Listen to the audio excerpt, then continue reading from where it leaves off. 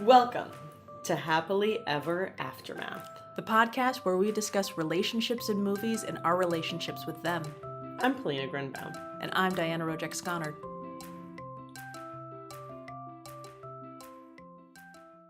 Hello, Diana. Hey, Polina, what's going on? Not much. Here we are. Yes, we're doing this. We've got the distinct pleasure of talking about Gattaca with a fantastic guest, Meg from the Indoors Women.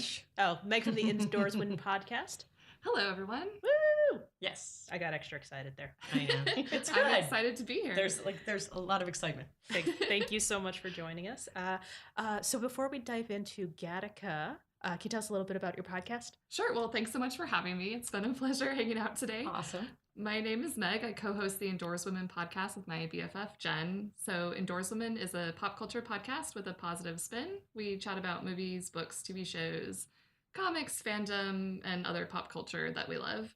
And we play silly games and sometimes get a little bit tipsy. It's really, really fun to watch. It's really fun to listen to. I myself. You can also, you can watch it, but usually. What are you watching? Listen. I just watch the little, the little dial. thing. I watch the timer. The time go up.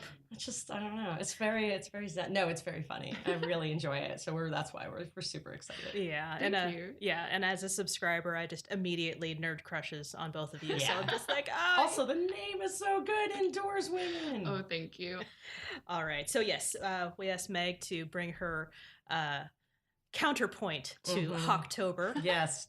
Close out Hawktober. Yes. With, Yes. And for the record, we are fast approaching Ethan Hawke's birthday, so that's why it's still Hawktober. Yeah, Thank you very much. Exactly. Even though you may be listening to this in November, it all makes sense. Thank you for downloading and listening so quickly. Yes. All right. So 1997's Gattaca, a genetically inferior man assumes the identity of a superior one in order to pursue his lifelong dream of space travel. And this movie stars, who'd have thought it, Ethan Hawke. I know, weird. Jude Law, Uma Thurman. We also have some performances by Gore Vidal. Oh my God, I love it. It's Xander Berkeley. Lauren Dean, Alan Arkin, and Ernest Borgnine. Thank you. Maya Rudolph, Tony Shalhoub was my next, and then Blair Underwood. I'd like to give a shout out to every him. time somebody would appear, it was just like, because I'd kind of I don't know why, I'd forgotten. I think I was so focused, and I was like, it's like a little surprise, like inside a chocolate or something. All these genetically superior people in this movie. Yes. Mm-hmm. It's so interesting. And Jane Brooke, who I love. Jane Brooke. Yeah, see, that's interesting. And just also, is it what Elias Cote is? Yep. That the mother and father, which I thought was pretty interesting.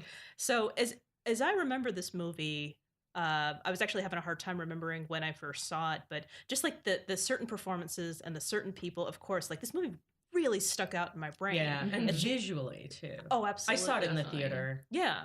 Okay. I was actually having an argument with my husband of whether or not we saw it together, and we can't really figure. Like he's like, I think I saw it, and I'm like, I think we saw it together. But also at the time, I lived near a first-run movie theater, so I saw a lot of things, and it may have been with him. I don't know. I want to say that I saw this in like a 9th grade science class originally. Wow. Possibly. I want to take that back though, because like there's some sex in this movie. True. But it's pretty tame. It's very tame. It's very with the waves and the crashing, very symbolic, very Well, yeah, and it's also like, oh my God, why am I suddenly spacing on the name? Uma Thurman. Not East of Eden. Oh my God, this is crazy. Anyway. Steinbeck? No, that kind of famous scene. Oh, From Here to Eternity? From Here to Eternity. That's kind of where, because I feel like this movie has a lot of these sort of 1950s. Oh, absolutely. Futuristic references. Yep. Including the Marin Civic Center, which is this Frank Lloyd Wright building, which is really beautiful, and it had like Uma Thurman has this like old acting, especially her is like this old time movie star kind of bombshell glow, and just the way that she's always like her clothes are very fitted and just kind of restrained, but she's the other one I have a crush on in this movie. Like everyone in this movie is just wonderful. Genetically superior. Yes. Genetically superior. Yeah. All right. So my question, just to get started, is when did you first see it? Right. So I was asked on this podcast kind of for my Jude Law fangirl expertise. And oddly, you may be asked back just for that reason. Oh, I would love to. Yes. Awesome. So I don't remember the specifics of the first time I saw it. I do remember the specifics of the second time. Ooh. But just to go back a little bit, I was dredging my memory for when did I first start liking Jude Law was what I asked myself. And just looking at his filmography, I think it must have been Gattaca because that's very early. That was really his first lead 97. role in a major motion picture. And I remember already being totally in love with him by the time I saw The Talented Mr. Ripley in theaters, which was only 2 years later. Right. So, right. God, I'm kind of wondering this, like, same thing. Because, by the time I saw Talented Mr. Ripley... Yeah, I already loved him, and I was 14 when Gattaca came out. I'm pretty sure I saw it in theaters. But the second time I remember specifically because very late 2009 and all of 2010 was sort of the year of Jude Law and Robert Downey Jr. for me. Yeah. Because Sherlock Holmes had come out in 2009, Christmas of 2009. And that movie just rekindled my love for Jude Law so much that I devoured all of his movies following Sherlock Holmes. And I remember watching it for the second time just a couple days after Christmas, after seeing Sherlock Holmes, watching Gattaca, that is. Okay. And this was back during my pirating days. So I downloaded Gattaca. I watched it on my laptop in bed very late at night, I think 1 or 2 in the morning, because I was just binging all of these Jude Law movies. So I had to pause for a second, like your pirating days. So a Johnny Depp Orlando Bloom phase too? No. That's a Internet discussion piracy. for a different time. But yes, oh my gosh, yes. You understood. Go on. Pirates of the Caribbean for sure. But so that was the second time I watched Gattaca, and I remember that very distinctly. And I've watched it a few times since then as well with my husband. He's a big sci-fi fan as well. But I think I can credit Gattaca for my love of Jude Law. I sort of originally kind of had this like, oh, we're gonna, I'm like, oh, that'd be fun because maybe, we'll have like an Ethan Hawke versus, who's hotter thing. But then I was like, oh man, I can't do it. They're both so. What's so interesting is that I remember for the commercials, it was just Ethan Hawke and Uma Thurman running, and she was in that really nice gown that she was in. Floaty chiffon number. Gorgeousness again. But for some reason, this movie, the movie Gattaca, and I'm just like, I like Lauren Dean. Yeah, that's what everyone says when they watch Gattaca. So he plays the investigator, correct? He plays the investigator, that's correct. Yeah. And so funny, and then I'm just like, oh yeah, but that's also the movie with Xander Berkeley, and I'm like, why do I know these things? That's just so That's funny because you had the opposite, you had the exact opposite thing I did, which is when I rewatched it, I was like, oh my God, how did I not know that, Gore Vidal was in this movie? How did I not remember that Alan Arkin was in this movie? So I find it hysterical that you're watching it backwards. When I watched it for the podcast, as soon as Jude Law came in, I'm like, he's a baby. He's such a baby. Oh, he's such a baby in this movie. Such a baby, and I'm just thinking, I think I appreciate the rugged Jude Law of now. Although is Dumbledore rugged? He has a beard in the Crimes of Grindelwald movie that's coming out. That counts. Yeah, he looks rugged. He's aging in a really lovely way. Oh, for sure. Well, and also I was 14 when Gattaca came out, so I was definitely more into the boyish, effeminate of course. actors during that age. But I think it's something about his jaw is more chiseled now. Yeah. So for something about that where it's just like I want to poke it. Yeah. You see the bone structure kind of comes out a little more. It is pretty interesting. So when you saw this the first time, so which time is sort of the so when you saw it the first time when you were 14, ish. Yes. A teenager, an early teenager. Did you what was the movie to you? What do you kind of remember from that viewing? It was definitely the concept of the film, the genetic engineering. I guess I've been a fan of fantasy and sci-fi for a long time, but I think in particular this concept stuck with me, and actually to the point where I really internalized it without quite realizing it. I wrote this. I was writing this short story in college, And I had written several pages before I realized I had just rewritten Gattaca. And I was like, wait a second. I was like, no wonder I thought this idea was so good. I've already seen it and experienced it. I had a weird incident like a few years after watching Gattaca that you just reminded me of, which is that I was remembering because I was in my 20s. I think I'd moved to, in fact, I was living in San Francisco. So I actually have a feeling I saw this with my friend Jillian. Now I think I saw it with my friend Jillian. Now it's all coming together. Now, I don't know, but I'm going to assume just based on the time period and because we lived in the same building and we both loved Jude Law. So like, and Ethan, so I'm going to say that most likely we saw this movie together. But anyway, but I had this vision where I realized that there was it was either Huxley or some other like big sci-fi novel that I had told somebody about, and I realized that actually I had gotten this sci-fi novel mixed up with Gattaca, because when I told her the story, I was like, oh my God, and then this happens. It's amazing. And then I realized I was like, wow, because usually it's the books that make a really big impression on me because you're making up the character, but it was Gattaca. Well, I like that it was it was one of those sci-fi things where it was credible. That's the kind of sci-fi that I and they actually say like there's just reading the Wikipedia.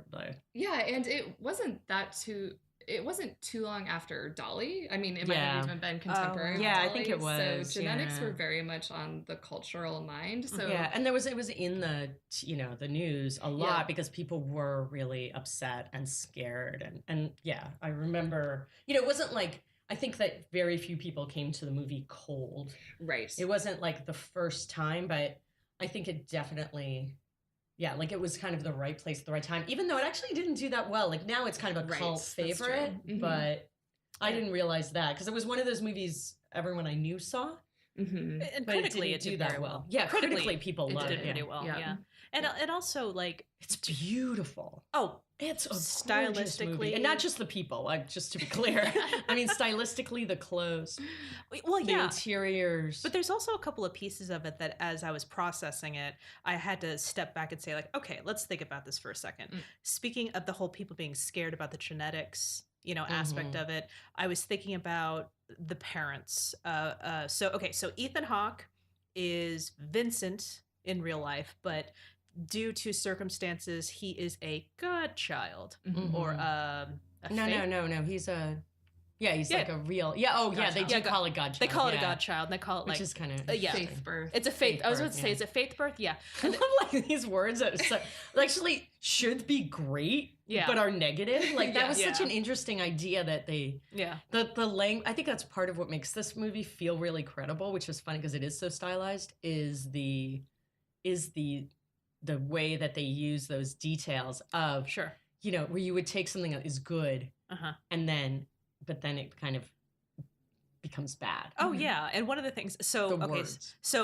He because his parents didn't go to a lab and synthesize the very best of their genetics together, he has this disadvantage. And now the people who are synthesized and the best genetics of everything, they're considered the elite, and it's just like a whole class system is created. So I think my favorite word is Ethan Hawke's character Vincent is referred to as a degenerate. Yes. And I'm just like, I get that. Yeah. I see what they did there. Yeah. Well, and even like in the beginning, they say, well, of course it's not legal, but we found these ways, like it happens anyway. And actually there are laws against genetic discrimination. Now there is. But it's often used anyway. Is it medical? Yeah. Medical? Is that the way we're doing it? Privacy. It's a privacy. Oh, it's a privacy and thing. And that your genes cannot be used to discriminate in any way, not just medically. Right. But I think it's interesting is that now it's just like, there's ways to get around it. Drug test. Yeah. Yeah. That's what I also like about this type of sci-fi is good world building. Like you were saying with the words, I think that language is such an important part of believable world building, especially when you just present these new terms and then as the audience you're expected to know what it means through context. They do explain a little bit in this movie, like, and then they were called degenerates, you know? But I think it was a good sort of step towards that more immersive world building. Yeah. And I also like the term borrowed ladder, which was for the genetically inferior people adopting a different persona. And I think the ladder was a DNA ladder, which was... Oh, God. I didn't even think I of thought that was fantastic.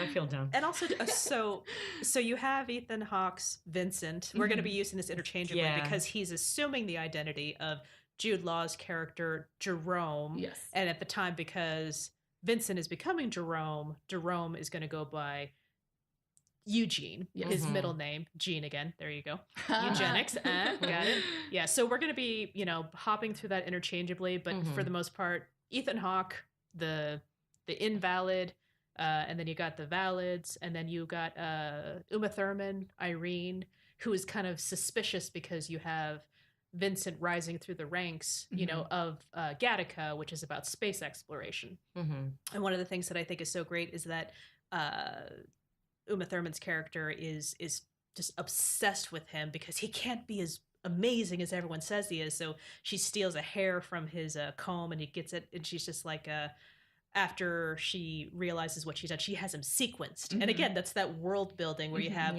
right before she slides the hair over to get the report, you see somebody next to you. They're just like, how long? And she's just like, I just kissed him 5 seconds ago. Like 5 minutes ago. 5 minutes ago. Yeah, it's just like this interesting thing where you're getting so much information out of and the fact that it's like there are these places that you go and it's almost like it looks like a bank. Yeah. But looks like a weird ATM. Yeah, and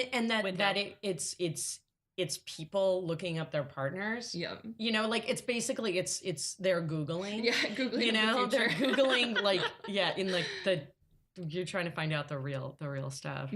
But then of course the idea behind it is like, is it the real? Is it really everything you need to know about a person? Well, and this is that's the interesting question, is that, and just that and even like the parents, when they actually visit the geneticist for their second child, and they're so like, can we just leave? Like they clearly are hesitating, really, really torn. And this is a very complicated decision. It's not like they're very uncomfortable with the fact that this is the new world, but they're kind of stuck because this is the new world.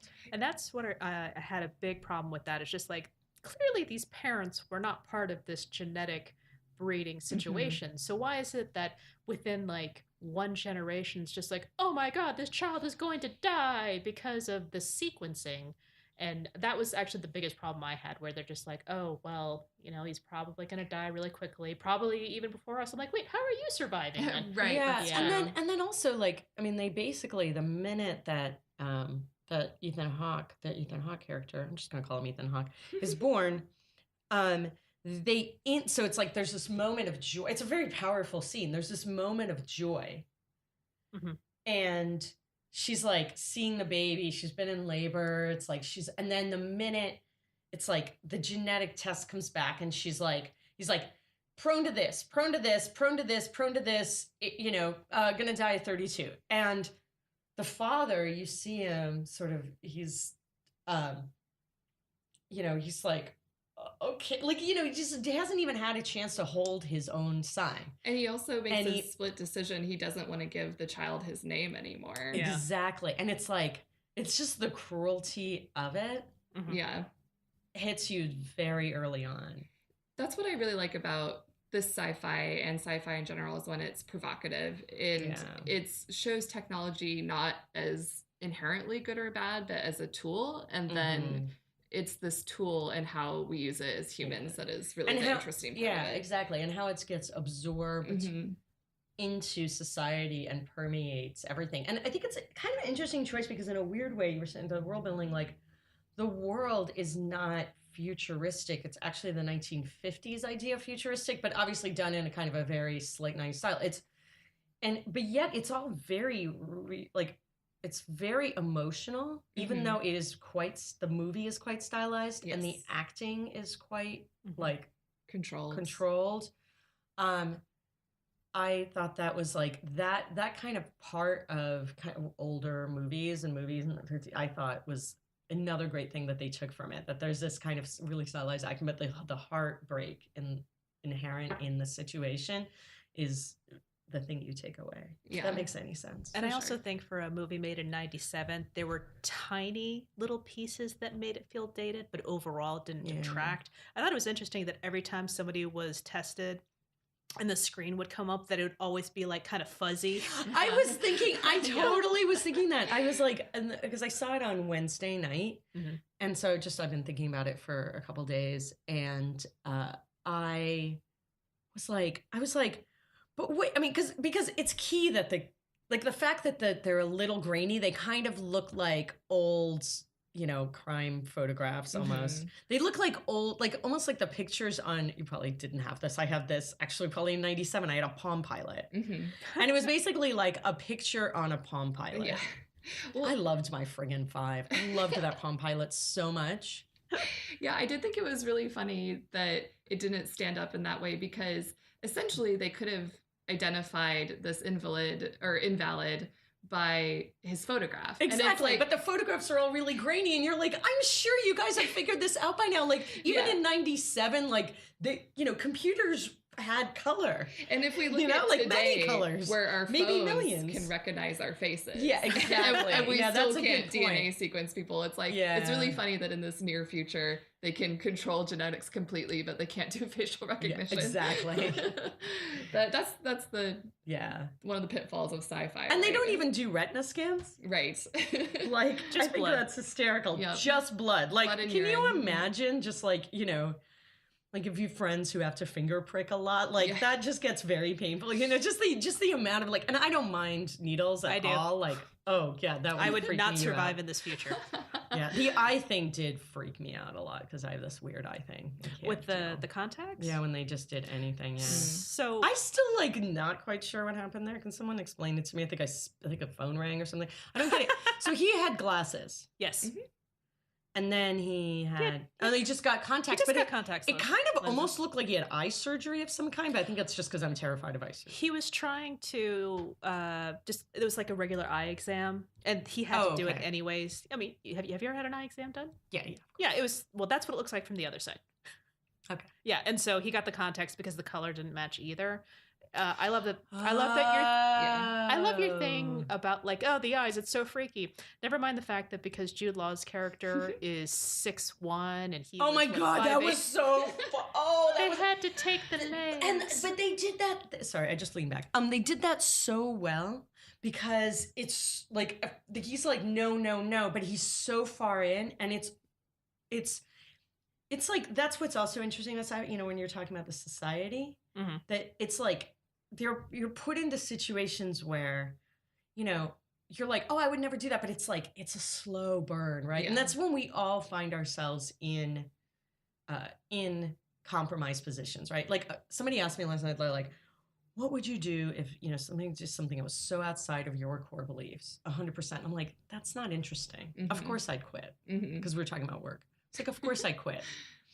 I work for a nonprofit scientific startup, a scientific publisher, open access. I don't think because I work there because I feel like strongly about it. So, but I'm like, I think it's the 75% that is the most interesting. Anywhere from 50 to 75%, right? Yeah. Like if you're absolutely, it's not about murdering someone because who would murder someone? It's we're now in a chain of events that may cause somebody that you do not know somewhere down the line to die. What is it? And you're in this situation, and it's not immediate. I think that's really like where this movie plays, and they do this one so brilliantly because they don't show the aftermath. They actually show. So Jude Law is he was in a paralyzed. Car accident. Yeah, he was paralyzed at least from the waist down, I think. Yes. He's in a wheelchair. Correct. And that's kind of the whole thing. He was like an Olympic swimmer, or looks like it's like metal that we obviously should know about, and it looks like it's got the U.S. ribbon. But but then you see Ethan Hawke. The next scene when he's made this decision, because now he's like, oh no, oh no. Now it's too late. Now he's like already got the eyes. He's already paid this money. He's already like signed all the paperwork, and he's just like, okay. And then you see him in these kind of leg braces that have the pins going in. Yeah. And he's just lying on the ground, on the floor. And Jude Law actually has more mobility than him suddenly. And the other really cruel thing is the house it has that Jude Law is living in has spiral staircase. Enormous spiral staircase that leads, it's not and it just, that detail, even though they even before they use it later, is so upsetting. Yeah, it's like, here's this thing that you can't use or get to the top of. Yeah. Much like his own body. Exactly. Yeah. This movie's deep. It's really intense. It's a movie of ideas that also has a lot of emotion. Speaking of deep, it's probably not that deep, but did you notice that Gattaca, G-A-T, and C are the 4 nucleotide letters? I was looking up just because I wanted to, reread the just the synopsis, just make sure that I remembered everything happening in what sequence for this morning, and I found that out. I found that out. I was like, oh, hello, of course. Yeah. Why didn't I? And I think I remember that from the reading a review of the movie. Probably. Okay, so from the same class. So at the time, it was the ideas, but then when you saw it in 2000, when you watched it again at 1 a.m. on off of Pirate Bay or whatever we were doing in 2009, whatever we were using. What was my reaction then? I think it's one of those sci-fi stories that have held up well. Yes. It's still credible technology, even though we have gotten to a point where, it didn't predict everything correctly. It's not really so much trying to accurately predict the future. It's more presenting interesting ideas. Yes. So I think that's what helps sci-fi age well, is that it can still be relevant even if the particulars of the technology aren't necessarily. Yeah, it's not the Jetsons. There's so many ideas, and the world is not. Yeah, it's very rich on its own without having to do it. Yeah, and so in 2009, just 10 years ago. I still appreciated it for the sci-fi, for sure. That was still the main aspect that really drew me in. I enjoyed watching Jude Law's beautiful face. And it also encouraged me to share it with more people, like my husband. I watched it with him again soon after that. And then, of course, I watched it again in preparation for this podcast. And I don't know, is it okay if I spoil some plot points? Well, that's the other thing. We're kind of spoiler free. I mean, no, sorry, we're not spoiler free. We're spoiler full. We're full of spoiling because, sorry, Diana had to translate for me, which is nice. She's my translator. Ultimately, because we're going to talk about what happens after the movie ends. Yeah. Give us the context. Oh, well, I was just going to say, when I rewatched it this most recent time, I was very surprised because I'd seen it several times before, and I totally forgot that the investigator was the older brother. Yeah, no, I did too. I did too. I was like, I wonder when the older brother, is the older brother dead? Like, the older brother going to come back and claim that he knows him? I still found that part was, I mean, yeah, I don't know. Like, when he first sees him again, I'm like, this is weird. I think the older brother plotline in general was probably the weakest part of the film for me. Especially since in the beginning where they're establishing that relationship, most of it is established in voiceover, which is not a very compelling way for me to see the relationship between two characters, to have someone tell you what the relationship is like. So the whole brother angle was kind of the weakest part of the movie. It kind of did feel, it felt very shoehorned in, like it needed to happen, but that was maybe the weakest part of the movie, which is probably why I forgot about the brother in the end. That's interesting, that you can forget whole plot points. And if we can fill in some other plot points as well. I mean, it's a good science fiction story. You can only have a concept go so far. So Ethan Hawke is assuming this life because, as we mentioned in the synopsis, he has a dream of space travel. And he manages to get into the Gattaca program thanks to his superior genes, borrowed. And what's really interesting is that he's supposed to go up into a mission that's supposed to... And this has been his dream since he was a child. Absolutely. To go up into space. So he's able to go through all the rigorous training and everything like that. He's supposed to take off in a week. There's this concern that because of the murder, he won't get to go. And of course, you can't just have a smooth sailing of, the plot's going to give him forward. I mean, you have the love story, of course, but that's just another complication. So fortunately, the brother can come into play, which I want to say at the time that I watched it, because I'm always looking for what's the angle, what's going to happen. The investigator comes in, I'm just like, this isn't just about a murder. This is personal. So interesting. So I always thought it was pretty interesting is that you actually have like a lot of things going on. It's kind of like, a thriller. When I first saw it, the whole time I actually thought Ernest Borgnine was the murderer because he wanted to see one of his people succeed. Ernest Borgnine plays the manager of the janitors who are mostly populated by the lower class invalids. So I just thought the whole time, just like, do it, Ernest Borgnine, do it. Yeah, no, that's interesting because I actually thought I was worried originally when there was a murder. I thought it was actually the janitor manager character. He was kind of almost like a father figure to him, and he's employed at Gattaca to clean, and you see him like looking, sitting down at one of the desks, and these desks are these beautiful stylized. They almost look like library carrels, but they're just in, open plan office, and they're these curved things, and you see him every night. He vacuums the keyboard, and the first thing that the investigators do is they come with this. It looks like a car, one of those little like battery operated Carvacs. Yeah, it's like tiny thing, and the first thing they do is just all the surfaces, and you see this close up of this one eyelash. Yes. The other thing, when I rewatched it this time, I realized about the love story, because when I saw it, I think I was like, when does Uma Thurman and Ethan Hawke like get together? And their whole relationship is so fraught and careful. And the horror of when they're about to sleep together to me was that I was like, oh my God, so much DNA. And I think like when I first watched it, I was like, oh, they're getting together. Like, this is great. And that's just the whole time, like, my heart was like racing, like, oh my God, there's so much DNA. Oh, there's so much DNA. Yeah, he sees one single hair of his on the pillow. Yeah, and I'm like, dude. It's like, well, you're going to have to be a little bit more thorough. Yeah. Getting your one single hair, strand of hair off of her pillow. Yeah, exactly. Like, yeah, they're... One of the points that they have is that in the beginning sequence, you see him exfoliating like crazy in a chamber that he lights on fire. And then, of course, when they have their moment, he's exfoliating himself on the beach. And I'm just running down, wow, this is like the sexiest exfoliating ever. Oh, I know. There's so much really sexy exfoliation.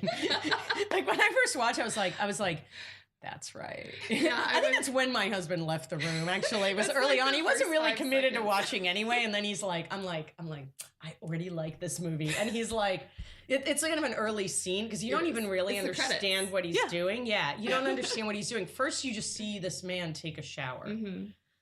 And then I'm like, thank you, Meg. You're just the gift that keeps on giving, a total delight. And then, it was like, all right, I'm like, is this gonna be the whole movie? And it's obviously not. It's not the whole, sadly, not a movie of just Ethan Hawke taking a shower and then Jude Law taking a shower and then Uma Thurman taking a shower. I wish there was Jude Law. I know. I was just thinking that, like, oh, that's a shame. But that's a lost opportunity. Maybe we could skip the brother, more showering. Yeah, exactly. Well, if our only...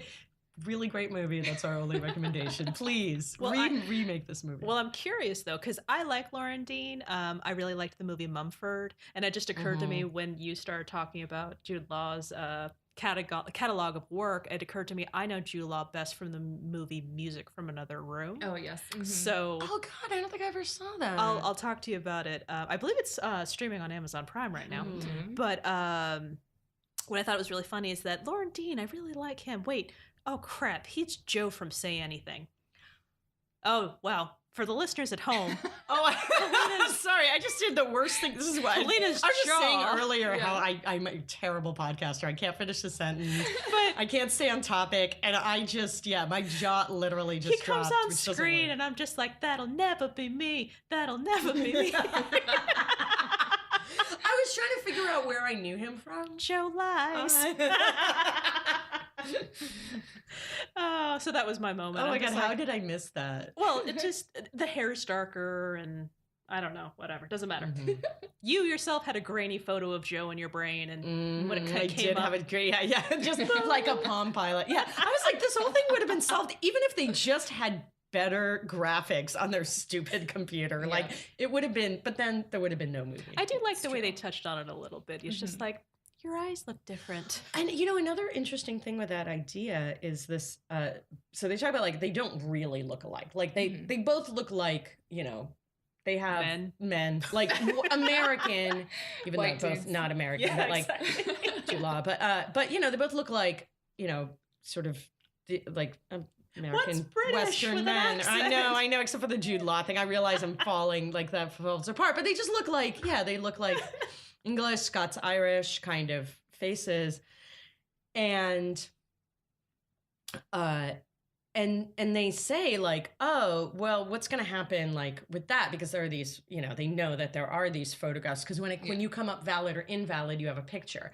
And so Ethan Hawke's former life, his picture has glasses, and that is the only difference.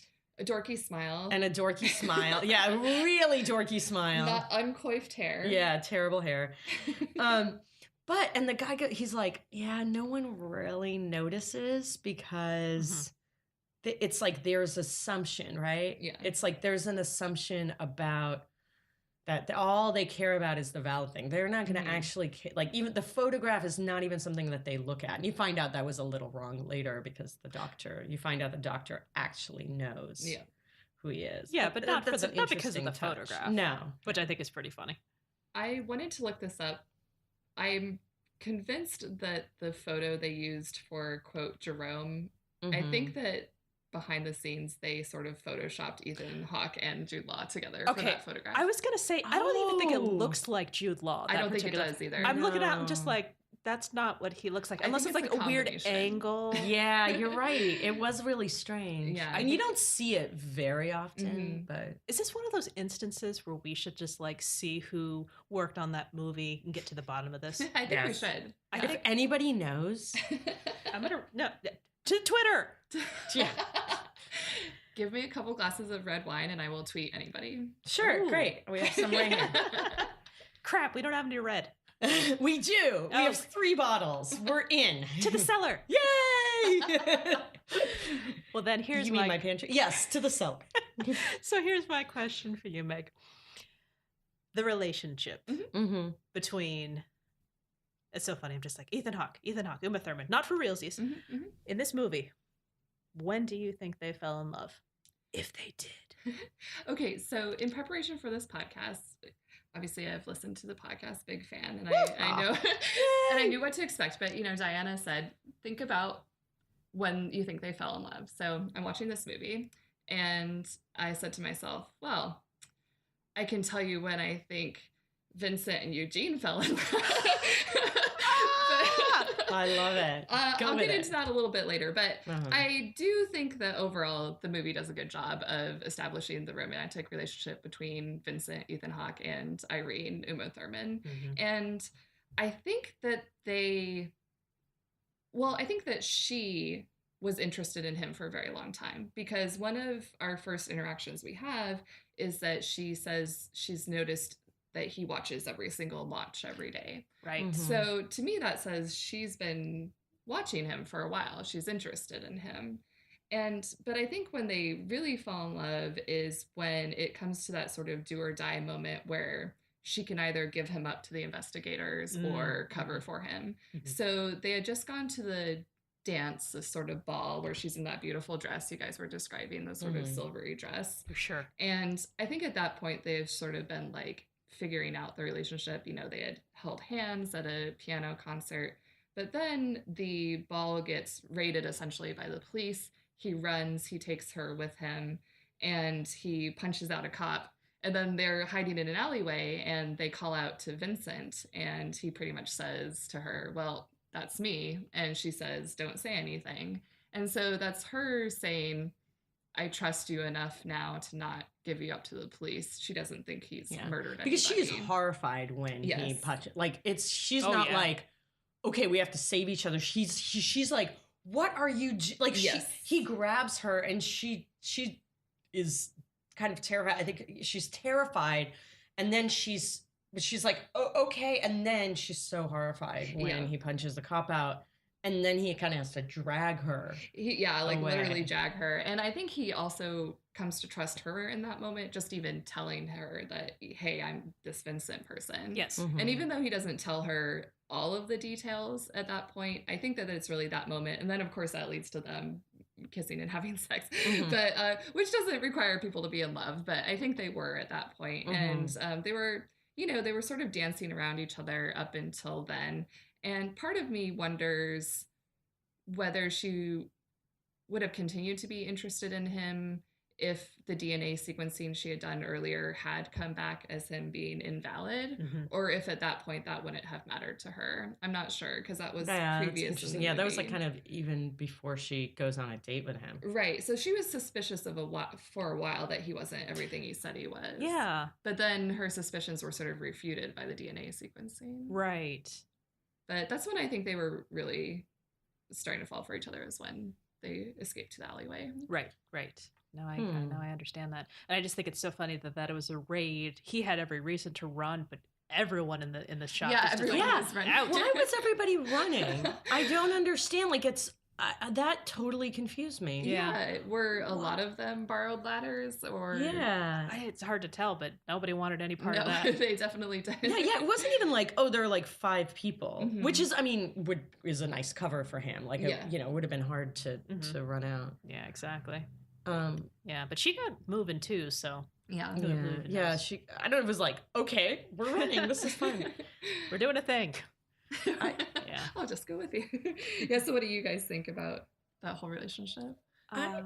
Okay, I think that they fell in, and that I totally do want to talk. The one thing we haven't covered is the like fascinating relationship between Ethan Hawke and Jude Law. The characters, not there. To be clear, it's not like we've unearthed. This is not like Hollywood Reporter. We have not unearthed like TMZ type stuff. This is their character. It's just it's easier for me. I think that when she confesses to him about who she is, and and they have this whole kind of kind of leitmotif of the hair sample, and he just pulls one out, and or she pulls it out and gives it to him, like, oh, before you go on a date with me, you should find out. And he like looks at it and goes this, and she basically has a heart defect, which seems minor, like kind of a murmur level thing, something that wouldn't affect you, but she's gonna die at like 54 or something. I can't remember exactly. Do you remember? It wasn't so bad that they wouldn't deny her to be in the program, but they won't let her go into space. Right. But they wouldn't say it because they can't. Like this was like the interesting part. But yeah, I think it's like I think he probably was. I think that they both, and it was the same time when she confessed in that she is not perfect, and the way he took that was like, it just doesn't matter. I thought that was a very nice scene too, because obviously at that point she doesn't know that he is not who he says he is, and so she's feeling very self-conscious, and she does offer up the hair for him to DNA sequence to say, she says something along the lines of, here, you can sequence my DNA, and if you're still interested, let me know. And then, as you said, he drops the hair and says, oh, the wind took it. And it's such a good line, and it's very sweet. And at that point, she doesn't know that he's imperfect. So it seems like a very big gesture. And he's like the top of the program. It's like, he's like, and she's obviously very used to being, like she's often felt inferior. And I think also for him, it's the first time he really wants to tell somebody who he is. So I think that was the falling in love thing. Like, it's so hard like, what I see is like, he's like, oh, I want, now I realize like he keeps seeing the price of trying to be another person, and it's very, the price is usually just like a life of fear. But he really sees, the cost of somebody not knowing him. Another line that I really liked in their relationship is that he says that he's been yearning his whole life to go up into space, and then when it's finally within reach, he has a reason to stay on Earth, and it's her, and that's I thought was very sweet as yeah, well. because you see that this is, I mean, he's going to such extreme lengths that he's having like his legs lengthened. Yeah. You know, the very long recovery and like permanent scarring. And he like, you know, there's a lot of, and he's living with this man that, you know, he's basically living with a man who, you know, his identity is assumed. And like, there's just so much even, and there's a financial cost. Like he has to, you know, give 20% of his 25 actually. 25, yeah. 20, yeah. And they have this whole like, yeah. That's and actually, so there's all these costs of it, but they all, I think, to him are worth it. Mm-hmm.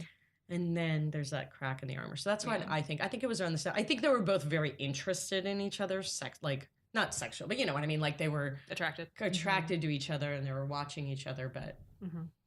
Yeah, and now that I realize it, when Monk first got started, I'm just like, oh my god, it's a guy from Gattaca.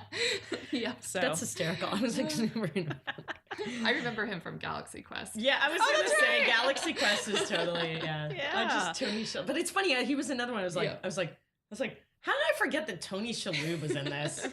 Because it's Gattaca. And that's what I do. Because I only have eyes for the same three people. So, Meg, when you started talking about your moment that you thought it all happened, I was just like, oh, wait, we're going to have to say, wait, okay, never mind, hold on. Much like the perfect sequencing of DNA, ours aren't exactly the same. So what I thought was really interesting, Uma Thurman's I was able to just kind of like get down first. And it was very similar to what you were just saying. It's just that they've already had this moment. But it's actually when she sees the investigator at Gattaca.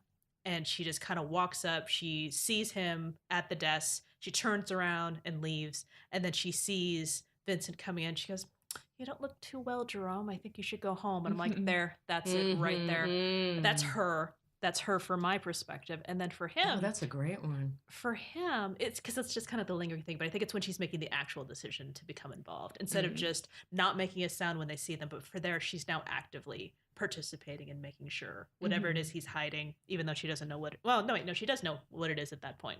She's actually like kind of standing in the way specifically. And for me, my thought is with Vincent, after they leave the club, actually, no, I'm having a hard time getting the sequence right. When they're doing the car, not investigations, they're stopping the cars. Yes. And they're looking into people's eyes and they're taking and he's wearing contacts. He's wearing contacts, so he gets rid of the contacts. And then after they get past the checkpoint, she says, "I want to show you something." And first of all, if you're gonna stop in the middle of the road, don't stop on the opposite side of whatever it is. There's I know we're perfect people and everything, but let's cross the road. Yeah, and it's not a street. No, it's a highway. It's both directions. There's at least 2 lanes. It's basically like if I got out a Market Street and ran across it, I would die. Well, my question she's playing Frogger. They're playing Frogger. It's the not too distant future. They don't have U-turns. Probably. You got rid of U-turns. It's all just one way. It's all just one way because there's the only way to go forward. I didn't make a mistake. We're parking here. Yeah. And so she runs across, and then he's not like, you know, a little blind. He like it's pretty bad. All he sees, like he's illegally blind without his glasses. All he sees is blurs. Yeah. And he has to go across, and she looks really alarmed and not alarmed enough to go get him, but not alarmed enough to realize what's happening. Yeah, exactly. I mean, she realizes it afterwards, but I think the fact that he decided to jump into traffic for her, that was another great scene when she realized she realizes you did that just for me. And I briefly thought that it was because he didn't want to blow his cover, but then I realized no. I think it was for a minute. I think so. Yeah. And then because he tries to be like, oh, I don't know. And then he's like, he sees her, or he realizes she's over there and she wants to go to her. Like, I think that it was that in the beginning. Sure. And then but at the same time, though, he's so close. He's actively pursuing this.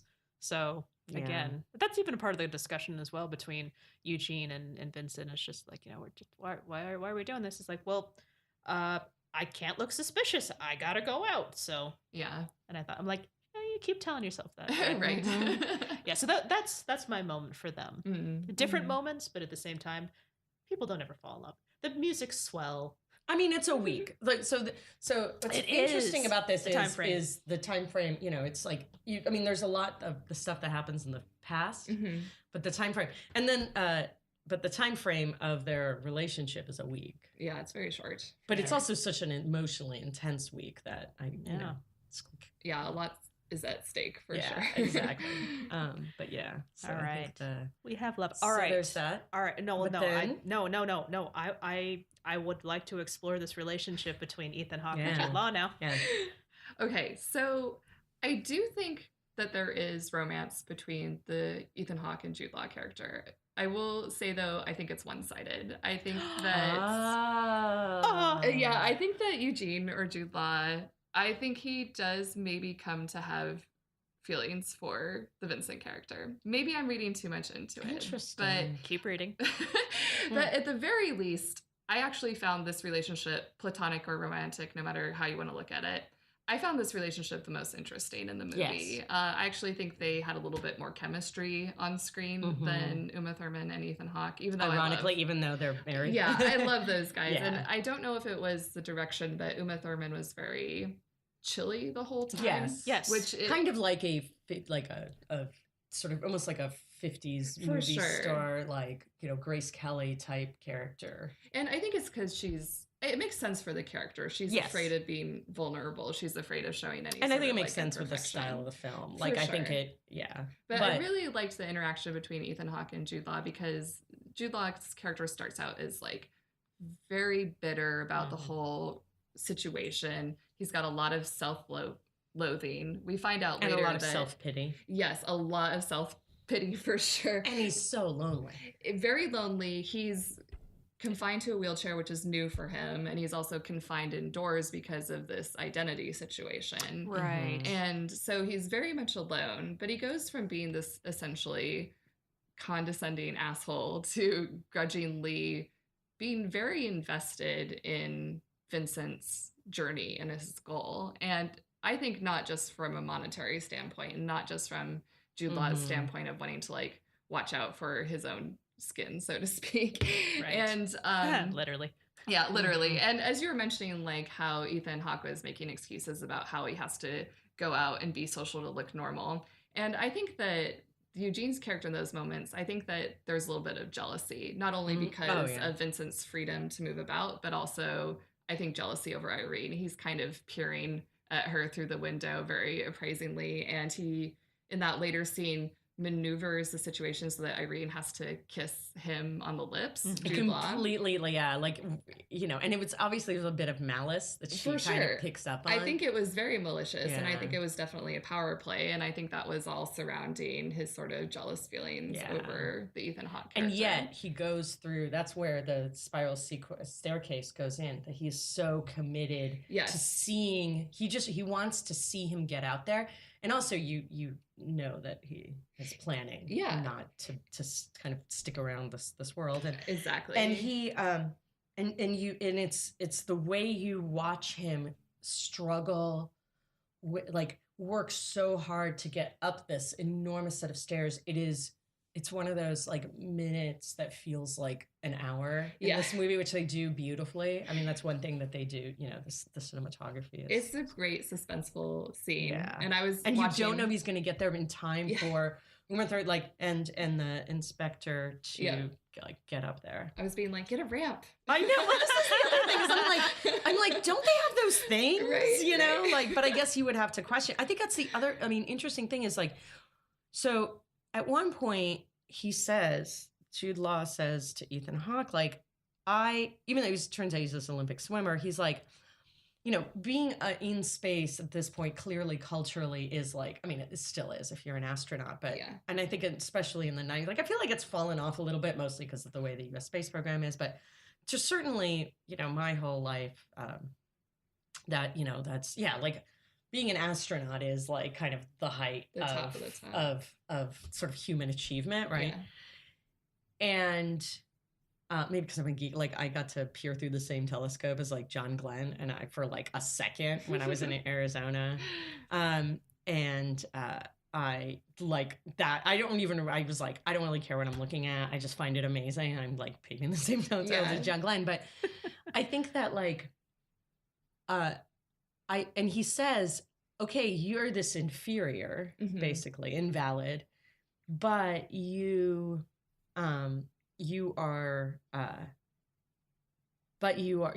achieved this great height. And part of it is I didn't even want this. And there's this kind of complicated thing. And then you find out that basically he tried to kill himself because he won second place. And so it's this world where it's also this world of sort of, because people are so set up for genetic success, that because they're so set up to genetically, that any whiff of failure is not living up to your potential. Is tragic. And ostracizing. That there's a societal thing, and there's this idea in American society that's so pervasive about sort of pulling yourself up by your bootstrap. It has everything to do with you. We're this pluralist society. Anything, we're not class-based at all, which doesn't work, right? Practically, it's not true, but it's such a pervasive part of American society, and to take it even that step further, it's such an insidious part of American society, and to take it a step further is fascinating.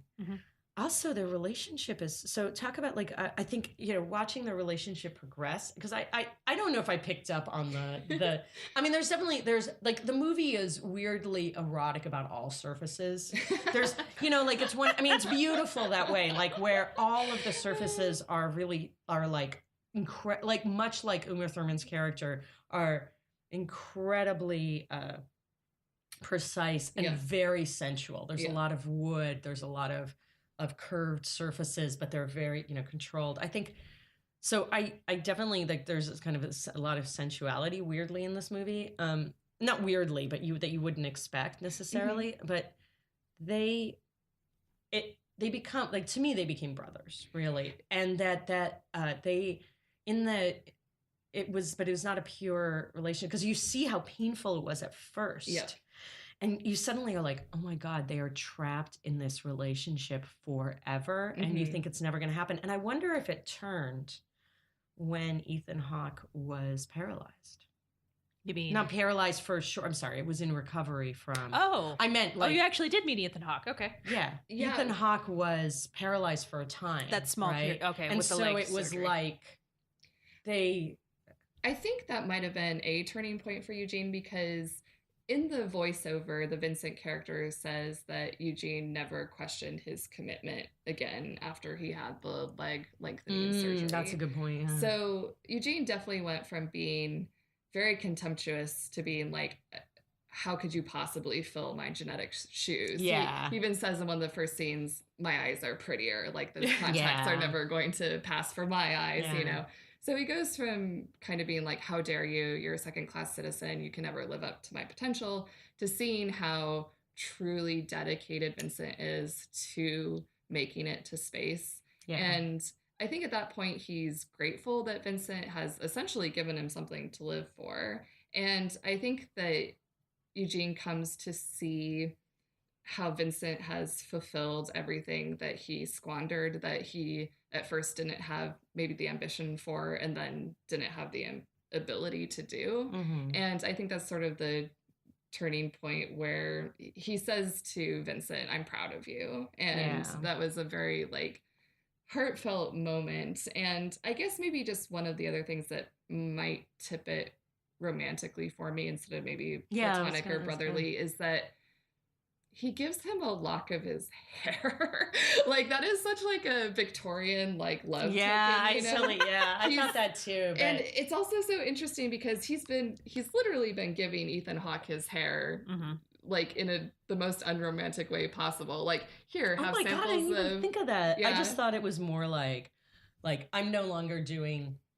Like, I am now invested in the stream, but that makes you right. It's such a Victorian love token. Like, it's like he should have given it to him in a locket. Exactly. Or like, he's like, I've been giving you all of these parts of my body for however many weeks, but it's it's just his body, right? It's just his genes. Yeah, it's part of the contract. It's the work that they're doing together. It's not him. It's not his feelings. But I think that lock of hair at the end, which he tells him, don't open this until you're up in space. And it's such a gesture. I don't know. I'm having a hard time seeing someone do that not romantically. I'm glad you pointed it out because I couldn't figure out why it happened, period. I'm just like, okay, symbolism of what? But you're right. That was such a back in the day. I guess, but I token. Yeah, I think I saw that as sort of a symbolic thing of like, now it's definitely not. We are in this together. Definitely not symbolic. Yeah. It's definitely symbolic. For sure. Yeah. Which is what it symbolizes. But that, I mean, I think that is symbolic, a great. Yeah.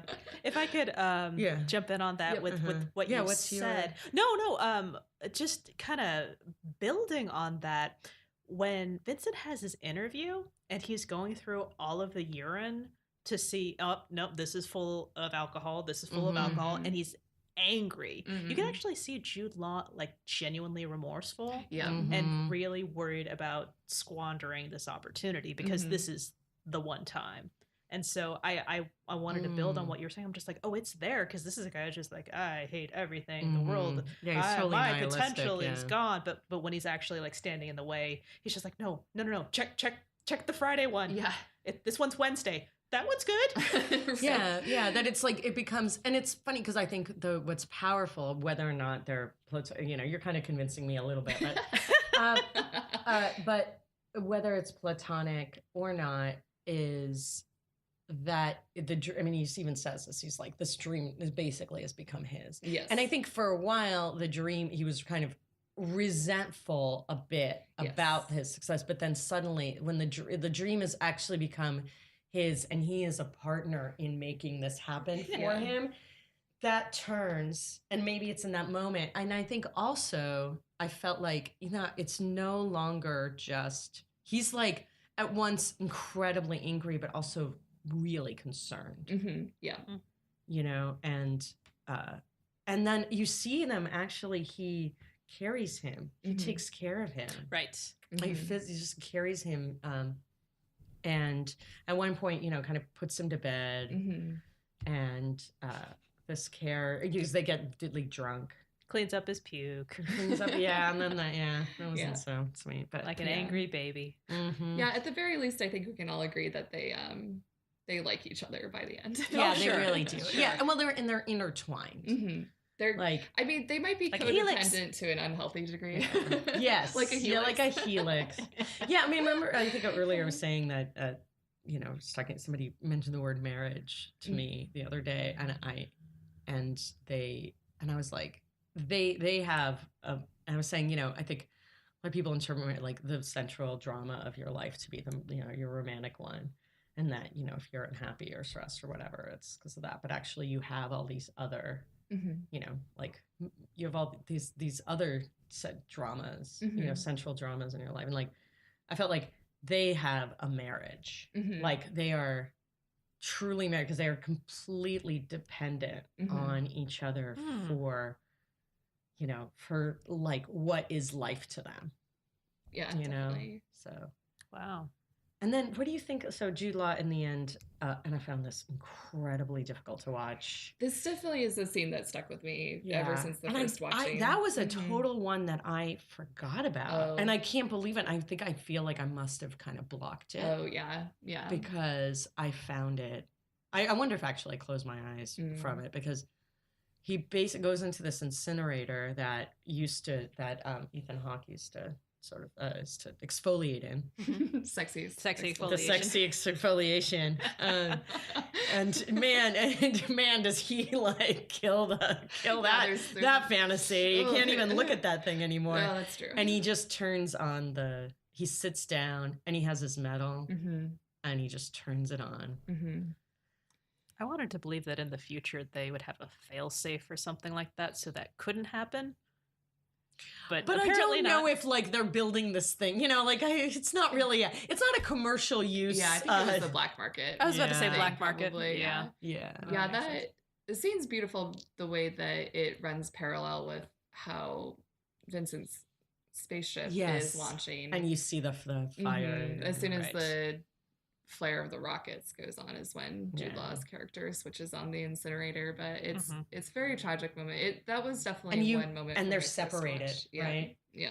And he's going into, and he's going to be gone for a year. Yeah. Which is not that long. Which is not, and they talk about that. I mean, maybe long for a relationship that's a week old. Yes. But like the fact that these two have become brothers over this year, like a year is kind of nothing. Yeah. After seeing Interstellar, I was just thinking about that kind of I kind of wish it was Interstellar. Like at that point, I was like, I wish. I'm just like, Interstellar. a year, you say? I know. I thought that the space travel was so funny in this near future because they walk onto a spaceship wearing business. Yeah, I was totally thinking that, like they're in recliners. I was like, at least like sweat, at least like work, workout. I've been watching this show about Manchester City, and they have the soccer team.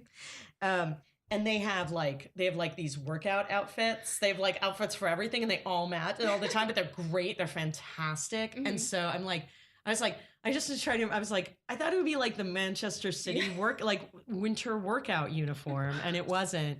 Yeah, they're all sitting there in full tight fitting suits. I'm like, what are they gonna do when they actually reach like a cruising altitude or whatever it is that you reach? And it takes them a year to get to and from Titan. And they're just gonna wear do they bring 6 suits? Like, do they have a packing list? Like you did for camp? I want to see what kind of seatbelts they have on those chairs too. Do they just have magical? Can you just breathe on Titan all of a sudden? Yeah, exactly. Yeah. Magical space travel. Or it's all in like the. Also, I was dying levels. to see the suit, what the spacesuit would look like, because the clothes, all the clothes are so, they're so what's the word? They're just so specific, and every detail of the world is so specific and so deliberate. And I was like, these are going to be awesome. And I was like, that looks like unnecessarily uncomfortable. Like they're, and the thing is, everyone in Gattaca, they all wear the same suit. Yes, even when they're working out, they have the tank top black and the pant black. Exactly. I thought maybe it would be that with like a tracksuit, or an actual space suit. But you never see that with a Gattaca logo on. Yeah, exactly. Gattaca 1. Oh, that was sad. Yeah. So Ethan Hawke is in space. Jude Law is in heaven, I suppose. So the next. He is a valid. So. Oh, that's right. He gets instant. All valids go to heaven. Worst Disney movie ever. Yeah, exactly. Yeah. So, what happens next? Yeah. So my theory for what happens next is that he comes back after his year-long mission. Irene has waited for him. Oh, wow. Okay. And even though they only had a week-long relationship, and so the part that I couldn't decide was whether he would still have that desire to go back into space or whether he would feel more grounded. And I really feel like it could go either way, but ultimately what I decided was, as you were saying earlier, the sort of mental toll of pretending to be someone else, of not being your true identity. I think that would eventually reach a point where Vincent would get tired of pretending. And I also think that maybe the shock of when he gets back of discovering that Eugene has killed himself, I think that might be a sort of awakening moment when he really comes to appreciate the people in his life now that he has Irene and now that he has sort of reconciled with his older brother. So I think he might decide to stay on Earth, at least for a time, possibly as himself. And I think that he and Irene eventually decide to have a child, a godchild of faith birth, that they decide to have a kid without any sort of genetic meddling. And it's a son, and they name him Eugene. Oh. And that's my picture for what happens so after. What happens when genetically perfect people have a godchild? I'm I'm just thinking about that in general. Well, they both have a heart condition, so. Well, he's not genetically. No, but I know that. But that is a very powerful thing because they're basically both their heart heart condition is. Did Irene's parents demand a refund or something? Yeah, I don't really get that one either because she's not right. She's not genetically. Or is it one of those things where no, she is genetically superior. She just, but compared to these other superior people, she's not superior because they always talk about, like, it couldn't be us because these are the best of the best. And, like, basically as people get better, because we're getting better at this, like, they talk about that. Right. And the boss of, the manager of, or whatever his title is, of Gattaca talks about how, like, oh yeah, now it's like really intense. Yep. Yeah. Like the competition and the it's like, it's like the super thing, it's like watching the Olympics. You're like, you ride runners and it's like, wow, that person was like a millisecond behind the other one. Yeah. It's always something like that. And it's like that we're getting so much faster. Where the very, very tiniest imperfections become huge because the margin for difference is so small. Yeah. Right. Yeah. Exactly. And all it takes is that tiny, tiny piece to be better than. Yep. That's all you need. Polina? So I was like, oh man, she's still my thing. I think she does wait for him. I think there's too much, like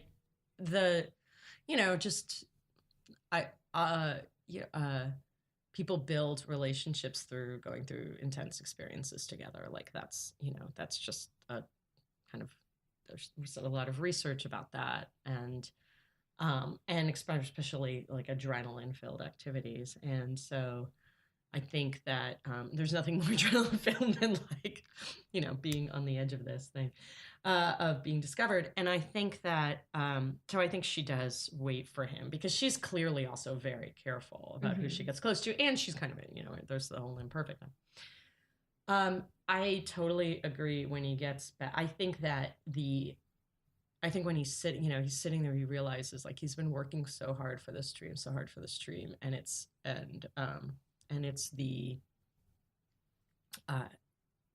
almost, he almost feels let down. I think that this isn't really what it is important. I think there's like a line, there's like a kind of a thing with like when you it's doing like training for really long distance, multi-day bike rides, is like, it's basically, it's not really about the ride. It's like what that training and what that pushing yourself, what that makes you into, not really what, like, if you like, it's about the ride. And I think that's kind of true for this. I'm not saying it very well. I think that when he gets back, he realizes that Eugene is dead.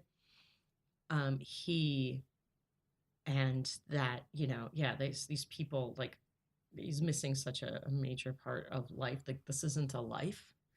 I think he basically, and also just a year in space, it must make you think about how messed up this society becomes. So I think he actually goes back underground. I think he stops the charade, and I think she comes with him because I think she realizes the same thing, that this is not a good way to live. I do not think they have a child because of the like heart defect thing, and because I think they wouldn't want to have one with genetic testing, and of course they're kind of underground. I think that they form a life, and hopefully maybe he sort of starts a movement for like, changing the the way that invalids are treated, and how the society is structured, and then and I think that as part of that, there's like, I think he gets sort of murdered or put in jail, but I think she remains they kind of remain crusaders. That's what I hope. Wow. He's working for changing the system. Yeah, like he's going to change the system because he's seen this. He is so, he's sort of seen it on, from both sides, and hopefully he succeeds, but I don't know. Get the doctor's son to help him. Yeah. Yes, exactly. Oh. Yeah, I totally forgot. I love that that's slowly like evolving in my head as the conversation continues. All right. So, well, not to be a total downer, but Polina broke the downer first. I like to bring, it's no half measures for me with these stories. Never like, yeah, they're all right. So what I think is interesting is that he closes his eyes when the rocket takes off. And of course, the whole idea is Uma Thurman just kind of pokes him. It's just like, you don't want to make people think that you care, but I notice that you're the one watching every single one. So when his actually takes off, he's not even watching it. I think what's going to happen is that he's going to arrive to the destination. And then after he finally completes that, the whole idea behind you go on vacation, your body is at rest. So therefore, that's when a cold decides to hit. Yeah. Because attack, you're at your weakest. He finally fulfilled his mission. His body is now officially able to just kind of relax. Oh, no. And so, yes, he is, we'll just say it nicely. He joins Eugene after he arrives, basically. Oh. So he makes it, he fulfills his dream, he makes it to space, he gets to see what's out there, and then he finally collapses because he does have a heart defect after all. True. Yeah. Oh, we never find out exactly how old he is at this point, do we? So he's supposed to die at like 32, right? Yeah, 30-something. Yeah, 30-something. So, yeah, well, and also his brother said, like, our parents thought they had outlived him. Yeah, they thought he was already dead. Right. So I am of the impression that he gets out there, and then as they're about to come back, he dies. So I think that's, I don't want to say a good ending, but I think that's good. I think that would be poetic. It is a really poetic ending. And also, if that weren't the case, if he hadn't, like, the stress of the mission, like, the stress of getting to the mission is one thing, the stress of the mission actually doing something else, I can't imagine that he would live long enough to find that Eugene is gone, and the stress of that wouldn't destroy him as well. So I feel bad for Irene that happened, but in your comment about how they would, come back and join a movement to try to get the rights of the invalids, recognized, I was thinking, oh, wow, it would be so interesting if he came back and then they fought for rights saying, hey, I'm an invalid, but I was able to do this. I broke your system. We need to totally break the system. So I think in turn, what needs to happen is that he comes back, they take a look at the body. Irene is going to use that as an opportunity for her to say, hey, he managed to get in here, somebody who was not meant to be. According to you, I'm not supposed to be as well. She's going to use that as her opportunity to get into space. And when you said the sun, I think the Doctor is going to use that as an opportunity to just try to open up the whole thing, kind of break the system. Not break the system. So the Doctor becomes the Crusaders breaking it from within. And what other bigger motivator besides your own child who is not all they promised that they would be? Yeah. So I think it's going to be a combination of Irene getting what she wanted out of life, kind of using the Gattaca system of perfection against them, getting her dream fulfilled, and then coming back and saying, okay, well, now we need to do this for everybody. Yeah. Even though technically she got what she wanted first. But I say go for it, Irene. Go for it, Irene. You can have anything you want, Uma. Anything. Yes. Yeah. All of it. Yes. Yeah, God, I realize that the big thing, all of these are, every time I'm like, yes, no, that one. That is a great one. This movie's great. This movie's so good. You can talk about it forever. Not without its flaws, but no. Great. I was expecting more flaws, actually. Yeah, I think it held up really well for me. Yeah. I think so. Yeah. I mean, I agree with some of your assessments, but even though, and actually, even the one piece that felt very strange, it, like, with the pictures, kind of had to be because of what happens later. Right. One kind of interesting thing I realized is it's not that interesting. Go on then. So I'll just tell you. No, I realized that my entire theory is ridiculous because he dies. Like, if we're to believe the genetic testing, he's supposed to die within like a year or whatever, 2 years of this. But he is more than the sum of his DNA, Paulina. Yes, he is. Own it. All right, I'm gonna own my thing. I'm gonna own my future theory. Yeah, I definitely put on my rose-colored glasses for this. I'm not really sure why. That's nice. No, somebody has to because there has to be somebody. No, there doesn't. But I'm so happy that you did. Yeah, me too. It was great. I'm just like, yeah. I know. I was like, I love that one. First, I was like, that's just like my. Oh, hers is nice. Mine's dark. Yeah, that was great. Thank you. Yeah. Oh, thank you so much. That was so much fun. Thanks for letting me talk about Jude Law for an hour and my slash pairings. Thank you. No, that was fantastic. Yeah. All right. So there it is. That's an excellent way to fade out of October. Jude Law. To January. It could be done. Yes. We'll talk off air. Yeah. Okay, so there it is. We did it. We did. We did right. another podcast. Once again, you can hear Meg on the Indoors Women podcast. How where can they find you? So you can find Indoors Women at indoorswomen.com. We're also on Twitter at Indoors Women. I'm at Meg Writes Words, and my co-host Jen is at Nerdified Jen.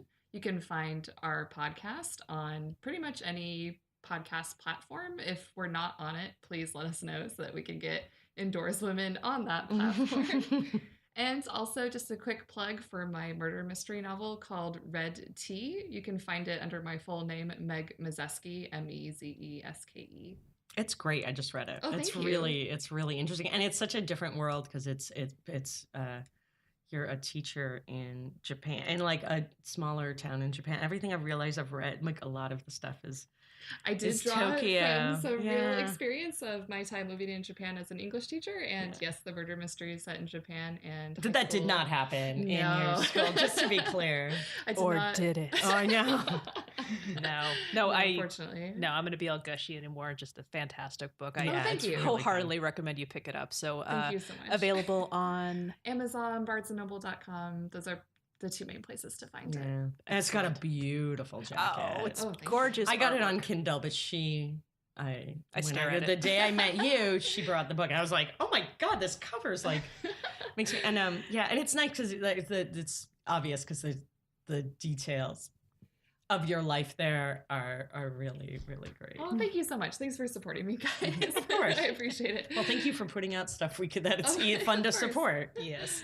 And also, you are a member of the Fantastic Lady Pod Squad. Yes. I encourage you all out there to find other lady-run and lady-hosted podcasts by searching hashtag Lady Pod Squad. Yeah, and they've got everything. There's literally, I don't think there's anything not in under that Lady Pod Squad umbrella. There were no topics like uncovered. And if you find something missing, Just start that podcast. Yeah, start it and join Exactly. If hashtag you're Lady like, Pod Squad. yeah, prove me wrong. If you find me wrong, prove me right. Our Twitter blows up. Oh, sorry, my that was my. Yeah, I saw that. Sorry, my speaker was talking to us. Your speaker wanted to join the Lady Pod It Squad. totally did, and it's a woman's voice. It's happening. Yeah, It's finally happening. oh, my color sound. Oh my God, cube did or they whatever. execute order like 12? Yes. Oh shit. Okay, guys, run. It's okay. Just leave me behind. And if you're still here with us, you can get us on Twitter at HEAMCast. HEAMCAST. If you have various other Jude Law, Ethan Hawke theories, Or Uma Thurman, we'll take it. We'll take it all. Or Good Morning Nine, we'll take them all. you can get Tony it at Shalhoub. contact@heamcast.com. And we're on Facebook at Happily Ever Aftermath. Yeah. And if you like us, Yeah, please we tell love a friend. Please hearing let us about know. things. Please tell a friend. We like it. Yeah. And Like leave us. a review because it's always really helpful. And it, gets us through dark days when we can't see each other. We reread our reviews, sadly. Well, I do. I shouldn't really speak for Diana. This is taking another turn. It is. It is. It's been a rough week for All Blue. right. Okay. So again, thank you so much for joining us, Meg. Thank you Such for a having pleasure. me. And that's it for us. But we're gonna talk about Juduary. Yeah. All right. Yeah. So we'll see you again let me know. quite soon. Yeah, okay. Okay. Thanks, everyone. Thank Bye. you. Oh, the Oh, what's- movie. oh, for crap. Next time. I can't believe we. Yeah. I did that thing again. Okay, so for those of you listening next time around, we're going to be talking about the movie My Blue Heaven. I'm excited about that. Oh yeah, so Steve Martin, Rick Moranis, Joan Cusack.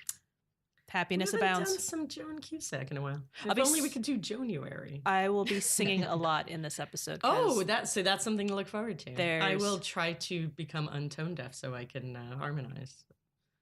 But Okay. I don't think that's going to happen in a week or all right. a couple weeks. We'll see what happens. Yeah. All right. Take care. Bye. Bye.